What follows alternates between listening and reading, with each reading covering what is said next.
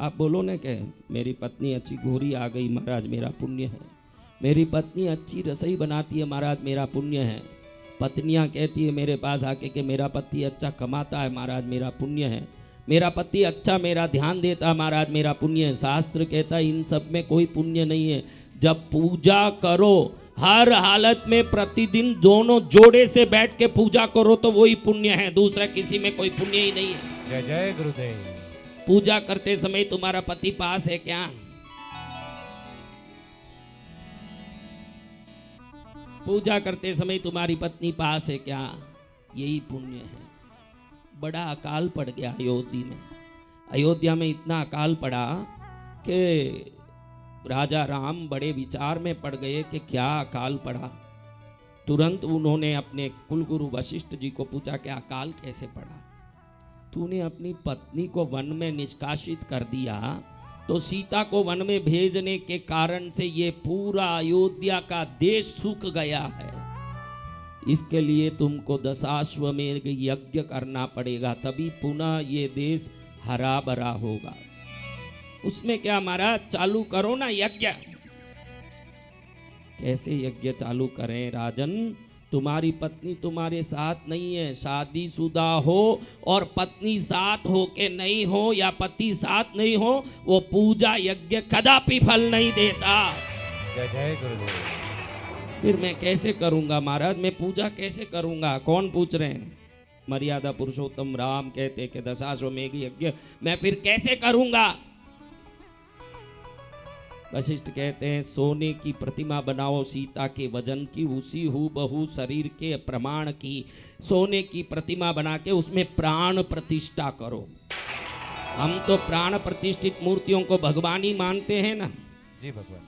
तो सीता का प्राण प्रतिष्ठित करके उसको पास में बैठा के यज्ञ करो, क्योंकि तुम शादीशुदा हो और अगर साथ में पत्नी नहीं है तो तुम्हारी पूजा व्यर्थ है।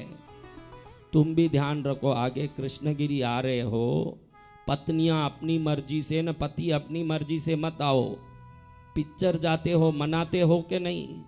घूमने जाते हो मनाते हो? तुम में कोई भी अकेली पिक्चर गई हो क्या? तुम में कोई अकेली घूमने गई क्या? लेकिन मंदिर जाते समय मेरे पति मानते नहीं है। तेरा पति घूमने भी नहीं मानता है, पिक्चर में भी नहीं मानता, तब कैसे मनवाती है? वैसे भगवान के घर में भी मनवा के ले आ, तभी तेरा पूरा पूजा सार्थक होगा। जय जय गुरुदेव। और ये जितने पिक्चर जाते हैं उनको पूछना चाहता हूँ कि पिक्चर में आधे पिक्चर में कौन कौन जाते हैं? आधा पिक्चर खत्म हो गया, बाद में कौन कौन जाते हैं? वो सब हाथ ऊंचा करो। वो चालू होने के पहले ही बैठ जाएं और बैठ के कब चालू करेगा, कब चालू करेगा? वो पापकान वाला आ रहा है, जब तक थोड़ा पापकान ले लो, अभी चालू होने वाला है। हाँ, 300 रुपए की टिकट की गंदगी के लिए उससे पहले जाके बैठ सकते हो। जिस जगह आके सातों जन्म की सुख पाने की विचार करके आए हो, उधर सबसे पहले आके बैठने की भावना क्यों नहीं होती तुम लोगों को? जय जय गुरुदेव। ये भावना क्यों नहीं होती है? पिक्चरों में गांव से पहले जाके बैठते हो कि नहीं? एक एक करके आते हैं सब, क्योंकि तुम्हारा पाप पिक्चर में सबसे पहले ले जाके बैठाता है, वही पाप मंदिर में सबसे बाद में तुमको पहुंचाता है। दोनों का कारण तुम्हारा पाप है। वो जल्दी अच्छी जगह आने नहीं देता, जल्दी बुरी जगह बाद में जाने नहीं देता। बुरी जगह सबसे पहले ले जाता है और अच्छी जगह सबसे बाद में आना है। हाँ, देखो है कि नहीं? ये कौन करता होगा?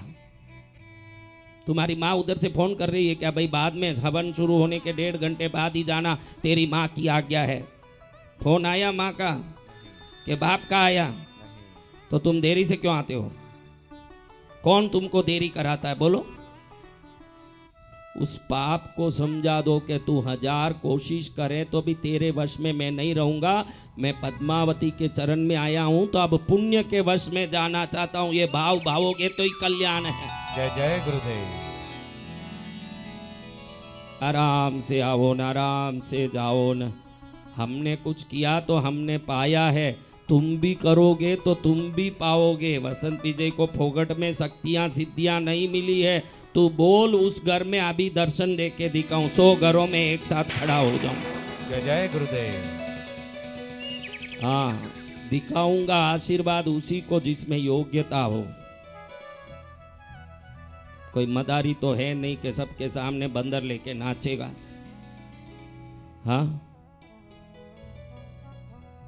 तो आप लोगों को ये ध्यान रखना है कि जिस पाप ने आपको बांध के रखा है, पहले वो बंधन से मुक्त होना होगा आपको। किससे? बंधन से। किस बंधन से? पाप के बंधन से।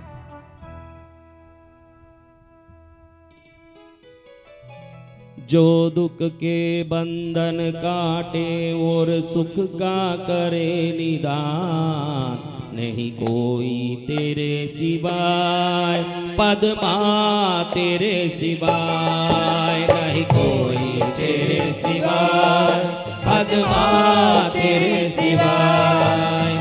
जो दुख के बंधन काटे और सुख का करे निदान, नहीं कोई तेरे सिवाय पद्मा तेरे सिवाय, नहीं कोई तेरे सिवाय पद्मा तेरे सिवाय।